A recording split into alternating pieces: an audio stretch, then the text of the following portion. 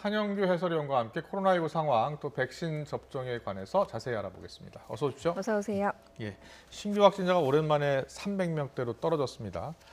이렇게 환자 수가 급감하고 있는 가장 큰 이유는 어디에 있습니까? 전반적인 감소 추세가 계속 이어지고 있는 데다가 그 주말에 검사 건수가 줄어든 영향이 합쳐져서 영향을 준 것 같습니다. 오늘 새벽 0시 기준 신규 확진자가 389명 나왔는데요. 네. 이 수치는 그 지난해 11월 25일 이후 54일 만에 가장 낮은 수치입니다. 그리고 어제 휴일 이어서 검사 건수가 의심 신고하고 임시 선별 검사소 합쳐가지고 3만 8천여 건이었는데 평일 대비하면 한 절반 아래, 많을 때 비하면 한 3분의 1 정도입니다. 그래서 휴일 효과도 영향을 준 것 같습니다. 근데 최근에 이제 변화가 최근 일주일에 하루 평균 국내 발생 환자가 처음으로 491명까지 400명대까지 왔고요. 그 지난주 감염 재생산 지수가 0.79로 나왔습니다. 이제 그렇게 보면 이번 주는 어떤 날은 300명 또는 400명, 500명 이렇게 발생하지 않을까 그렇게 예상이 됩니다. 예, 그 새로운 거리두기 조정 방안이 오늘부터 지금 시행이 되면서 달라지는 점들이 있는데 영업 금지됐던 곳들을 많이 완화하지 않았습니까? 네, 그렇습니다. 그 수도권 같은 경우 이제 실내 체육 시설, 노래방 뭐 이런 학원 이런 곳이 영업 금지가 됐었는데 그 영업 재개를 허용을 했습니다. 그래서 이제 카페 같은 경우에는 전국적으로 배달하고 포장만 허용하다가 그 밤 9시까지 실내에서 취식할 수 있도록 이렇게 바뀌었고요. 그리고 이제 수도권은 헬스장 등 실내 체육 시설이 그동안 운영이 중단됐었다가 그 시설 면적 8제곱미터당 한 명 이렇게 인원 제한을 두면서 그 밤 9시까지 운영을 할 수 있도록 그렇게 됐습니다. 다만 이제 그 줌바나 스피닝이나 어떤 에어로빅 같이 격렬한 단체 운동은 계속 금지가 되고요. 그리고 또 큰 변화가 종교시설 같은 경우에 수도권은 좌석수의 10%, 비수도권은 20%에서 사람이 모여서 대면 예배라든가 종교 활동을 할 수가 있습니다. 그렇지만 이제 소모임, 식사 이런 거는 여전히 금지가 되고요. 그 이번 이제 완화 조치로 인해서 수도권에서는 한 11만 2천 곳 정도의 다중 이용 시설이 영업을 재개하게 됐고, 그리고 전국적으로 카페는 한 19만 곳 정도 되는데 그 실내에서 손님을 맞을 수 있게 됐습니다. 네. 일단 영업이 금지됐던 곳 가운데 일부가 좀 이제 영업을 할 수 있게 된 거예요. 그래도 여전히 불만 있는 업종들이 좀 있지 않습니까? 이게 이제 업종별로 상당히 희비가 엇갈리고 반응이 굉장히 다른데요.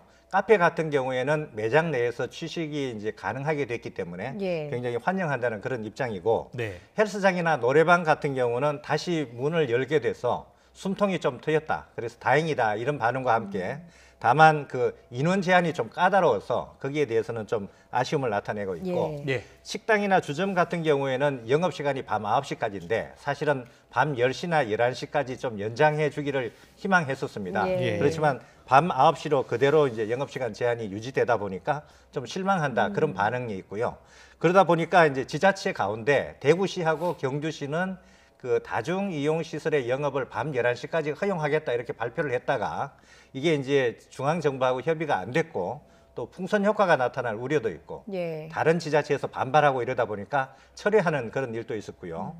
또 광주시에 있는 유흥업소 주인들은 뭐 과태료 같은 불이익도 감당하면서 오늘부터 영업을 재개하겠다 이런 반발 움직임도 있는 게 사실입니다.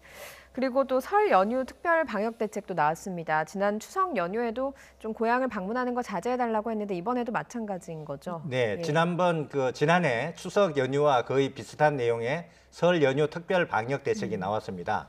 적용 기간은 다음 달 2월 14일까지고요.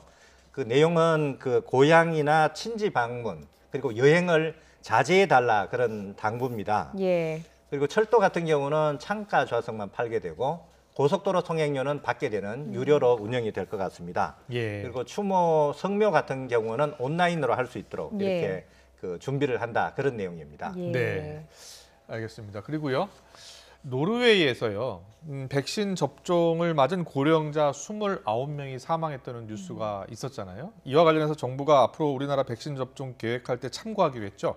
네, 그렇습니다. 그 노르웨이에서 백신 접종한 뒤에 요양원 거주자 29명이 숨지는 그런 일이 발생을 했습니다. 예. 예. 현재 노르웨이는 한 4만 2천 명 정도 백신 접종을 받았고 예.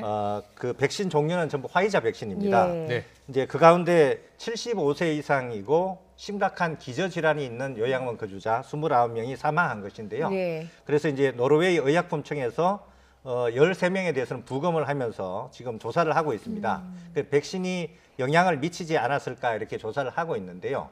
다만 그 제조사인 화이자는 예상했던 부작용 그런 범위 아니다. 다시 말해서 그 메스꺼움, 구토, 발열 이런 것인데 이거는 이제 경미한 부작용이라고 할 수 예. 있지만 예. 이제 고령자이면서 심각한 기저질환이 있는 경우에는 이것이 이제 기저질환을 악화시켜서 예. 숨지는 경우까지 이어지지 않았나 이렇게 예측이 되고요. 그렇지만 이게 이제 사망과 직접적인 연관관계, 인과관계라고는 할 수가 없고요. 백신은 전체적인 뭐 안전성 이런 건 다 검증이 된 그런 경우입니다. 따라서 이제 노르웨이 사례는 우리나라도 이제 백신 접종 전략을 세울 때 참고를 해야 되는데 그 고령자이면서 그 심각한 기저질환이 있고 다른 질병으로 인해서 말기 상태인 환자들도 있습니다. 예. 과연 예. 그분들한테 백신을 접종하는 게 이득이 되겠느냐? 백신 접종으로 인한 손해가 더 클 수도 있으니까 그런 경우 고령자이면서 또 말기 질환자이고 심각한 기저 질환이 있을 경우에 과연 백신 접종을 할 것인지 말 것인지 이거는 전문가 의견을 수렴해서 좀 판단을 해야 될 것 같습니다. 예. 네, 알겠습니다. 지금까지 한영규 해설위원과 코로나19 상황에 대해서 알아봤습니다. 잘 들었습니다. 고맙습니다.